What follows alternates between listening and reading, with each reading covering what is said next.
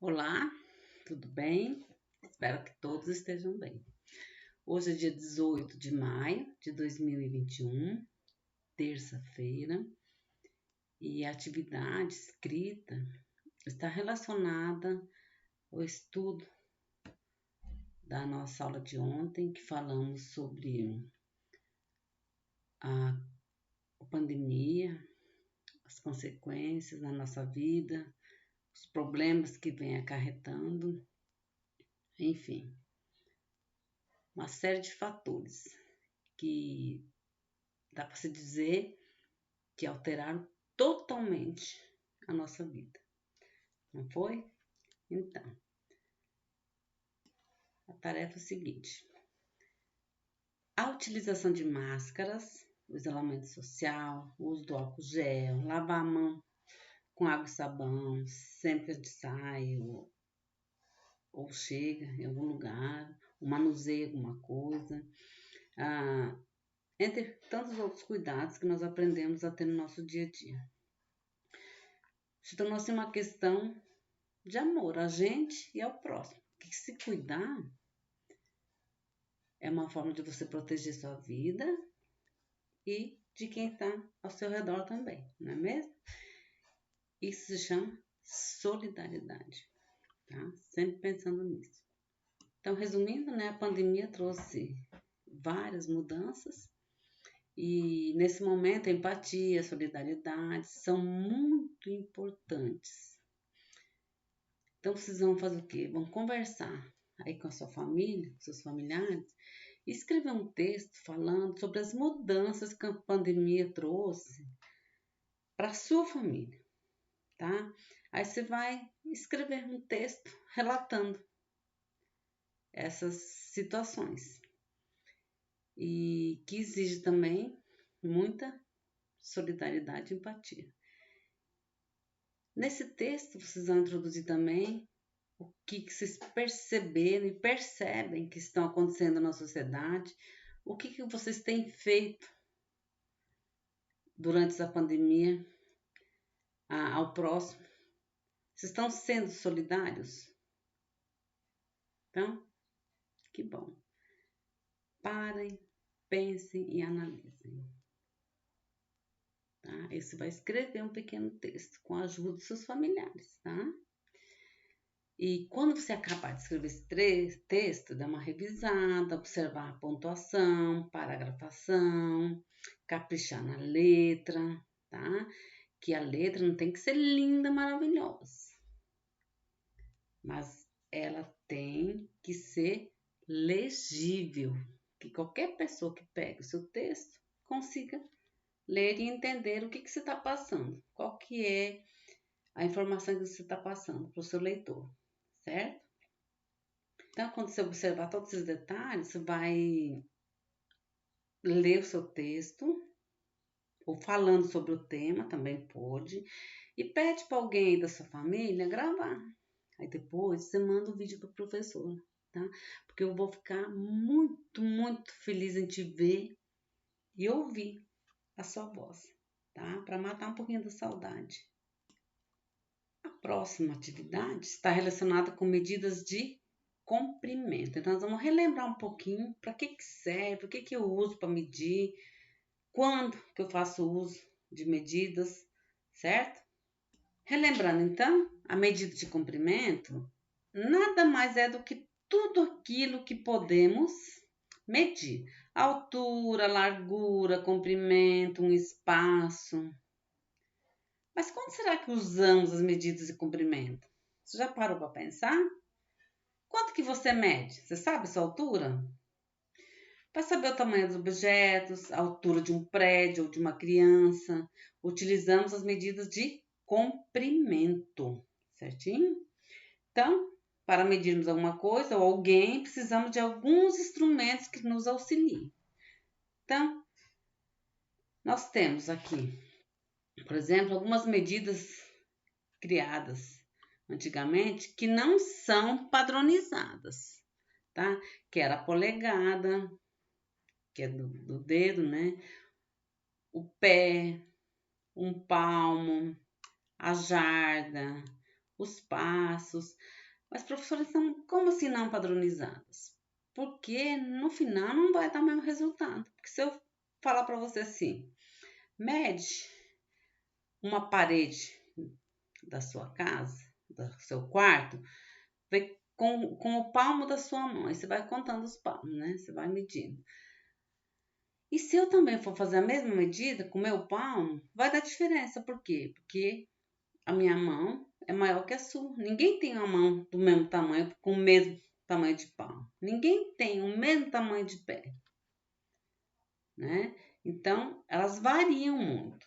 Por isso que elas são chamadas de medidas não padronizadas. Falando aí em medida não padronizada, eu lembrei de uma história muito legal que aconteceu com um rei, muitos e muitos anos atrás. Eu vou contar para vocês, tá? Então, estava chegando o aniversário da rainha e o rei queria dar um presente. Então, ele resolveu mandar fazer uma cama, pois naquela época não havia camas. Então, chamou o carpinteiro e disse para fazer uma cama bem bonita do tamanho da rainha. Surgiu então uma dúvida: de que tamanho seria a cama? O rei chamou a rainha e pediu que se deitasse no chão. Então, tirou os sapatos e contou 3 pés de largura e 6 pés de comprimento. Então, o rei mediu com com o pé dele, tá? Quando o carpinteiro foi fazer a cama, tirou seus sapatos e mediu igualzinho o rei. 3 pés de largura e 6 pés de comprimento. Um tempo depois, a cama ficou pronta e foi levada ao rei. Ele achou linda, chamou a rainha, todo feliz para que ela deitasse na cama nova. Adivinha o que aconteceu? A cama era pequena demais para a rainha. Então o carpinteiro foi preso. Aí quando ele estava lá na prisão, ele ficou pensando o que tinha dado de errado. Ele fez certinho igual o rei falou. O que vocês imaginam que aconteceu aí? Isso mesmo, o pé do carpinteiro era menor que o pé do rei. Por isso que a cama ficou pequena. Então o carpinteiro disse ao rei que sabia fazer a cama perfeita para a rainha, se soubesse como era o pé do rei. Então o rei pediu para o escultor fazer uma cópia perfeita do pé dele, do rei, e mandou ao carpinteiro, que com a medida certa do pé do rei, fez a cama sob medida para a rainha. Tá vendo? O que a gente percebe nessa história? Que como não tinham a medida padrão, padronizada, eles mediam com os pés, mas o pé de um pode ser maior que o pé do outro, igual eu falei. O palmo de um é maior que o do outro. Então, geralmente não dá certo.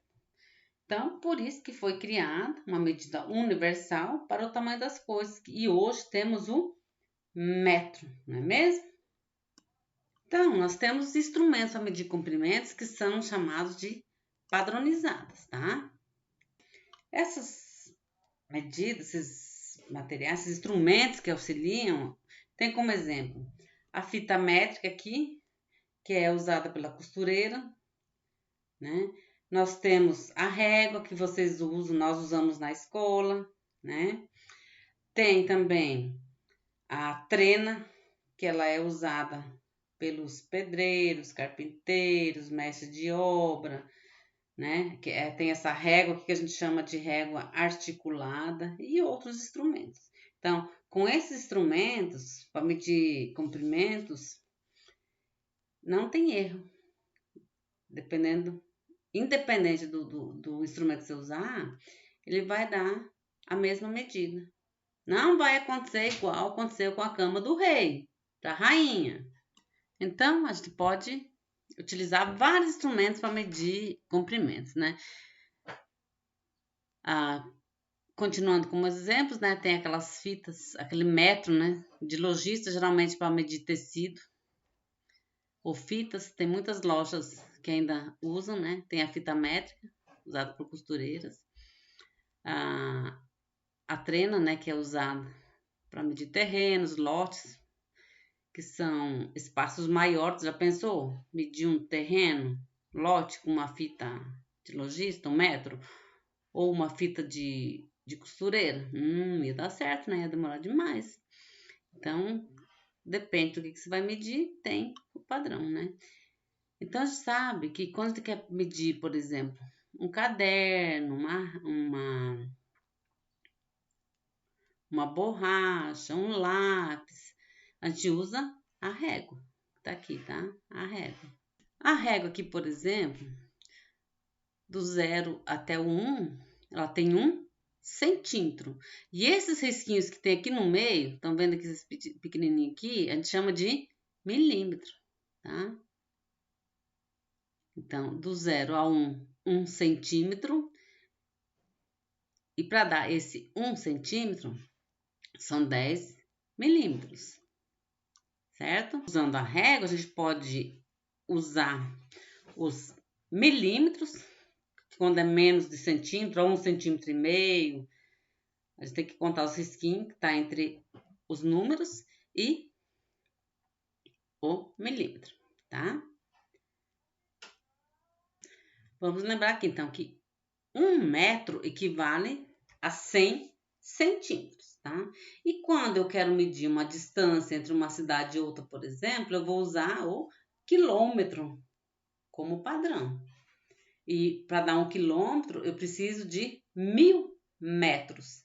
Então, para dar 1 metro, eu preciso de 100 centímetros. Para 1 quilômetro, eu preciso de 1000 metros. Ok?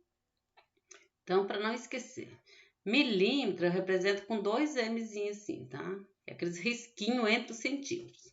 Já os centímetros, eu represento com um C e um M.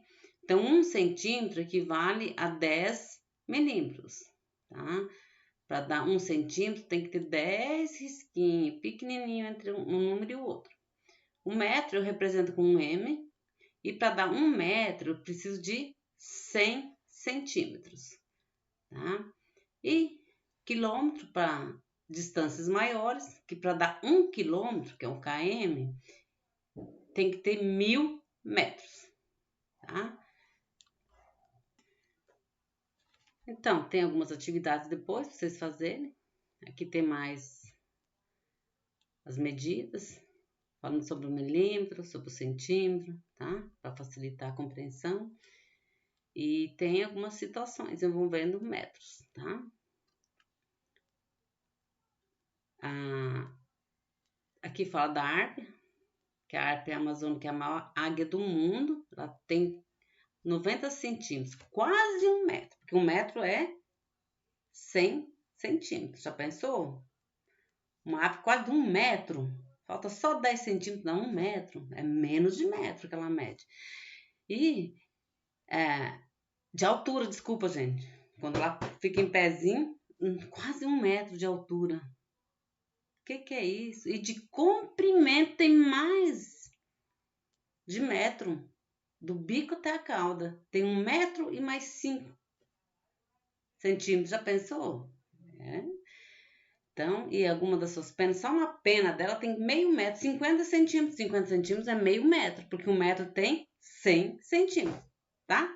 Então, eles têm as questões relacionadas, vocês vão fazer com muito carinho.